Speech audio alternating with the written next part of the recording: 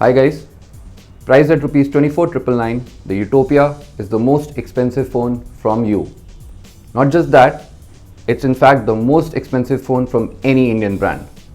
For your money, you get a loaded device which offers a 5.2-inch QHD display, a Snapdragon 810 octa-core processor which is mated to a beefy 4GB of RAM. There's a generous 32GB of internal storage, and for shooting you get a 21 megapixel primary camera and an 8 megapixel shooter up front. Now the Utopia is loaded in terms of connectivity options as well. This is a dual SIM hybrid device, so you can add more memory or use it as a dual SIM phone. 4G LTE is supported as well, but there is no NFC if you're looking for that. The House of Mali earphones, which are bundled along with the Utopia, also add to the premium package. In terms of design, the Yu Yutopia looks pretty stylish. It's a compact phone, comes in a unibody metal casing.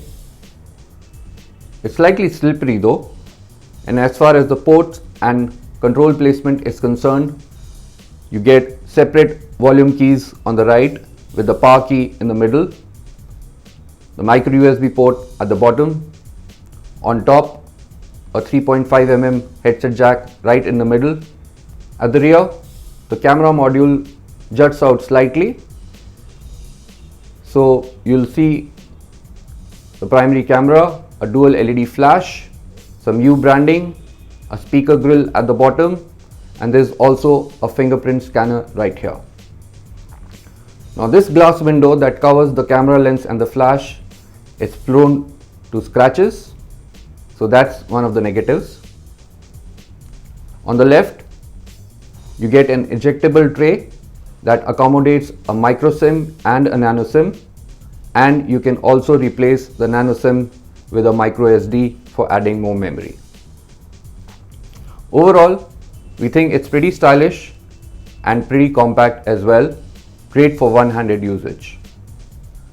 On the software side, the Yu Yutopia runs CyanogenOS version 12.1, which is based on Android Lollipop 5.1.1.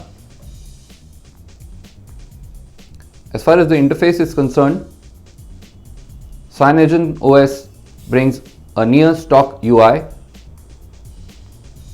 However, you do get some special tweaks which are mostly found in settings. Under display and lights, you'll find a feature called live display, which optimizes the screen based on time of day. Apart from that, there's a very comprehensive privacy guard which lets you control app permissions on a per app level.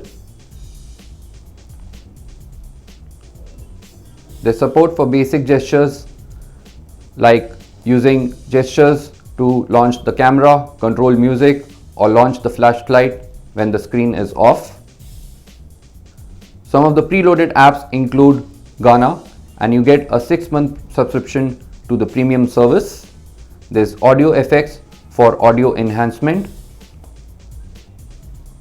Now, one of the special features that Yu has integrated in the Utopia is called Around You, which gets a dedicated home screen on the leftmost side. Using Around You, you can find restaurants close by, find cabs, reserve flights or hotels, and the company has tied up with various service providers for offering this service. This, we think, is a pretty useful addition, and this means you can use these services without actually installing individual apps. The Utopia offers a 21 megapixel primary camera, and the camera app is very minimalistic in terms of the features it provides. It's the same Cyanogen app we've seen earlier on the OnePlus One, as well as Yu's offerings like the Eureka earlier. In terms of available shooting modes, you get a panorama mode here, a still photo shoot, and a video shooting mode on the right. The Utopia is capable of shooting 4K videos as well as slow motion. The other modes can be switched by swiping on top of the display, and these include a bunch of modes like HDR, steady photo, and night mode as well. When it comes to real life performance, the Utopia performs decently well, so you get some brilliant daylight shots, but the low light performance could have been better. Overall, we think the Utopia's camera could have been slightly better, but you should still be able to get some usable shots out of it.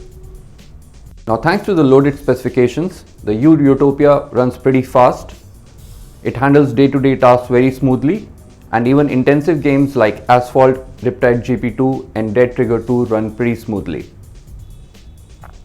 We do have an issue with the touchscreen though, since it fails to register the touch sometimes and can be unresponsive.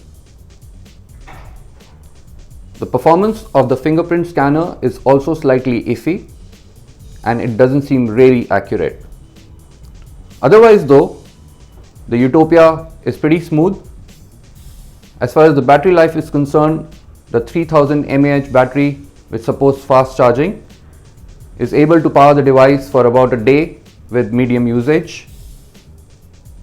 The Utopia lasted for about 8.5 hours in our battery loop drain test, which we think is a slightly above average result. But if you're a heavy user, you can expect to charge this device by evening. Overall, the Yu Yutopia is a compelling offering. It brings a lot to the table, including a stylish all-metal build, a nice QHD display, top-of-the-line specs including a powerful processor, lots of RAM, ample storage, decent connectivity options. The camera is pretty decent as well, and so is the battery life. Where it fails is the touchscreen, which fails to register touches sometimes. The fingerprint scanner could have been better as well. As far as the competition is concerned, it goes up against the likes of the Honor 7 and the OnePlus 2. Overall, at Rs 24,999, the Utopia is certainly a very ambitious offering from the brand, but we think it's still a couple of updates away from being a very compelling offering and one that we can recommend wholeheartedly. Thanks for watching.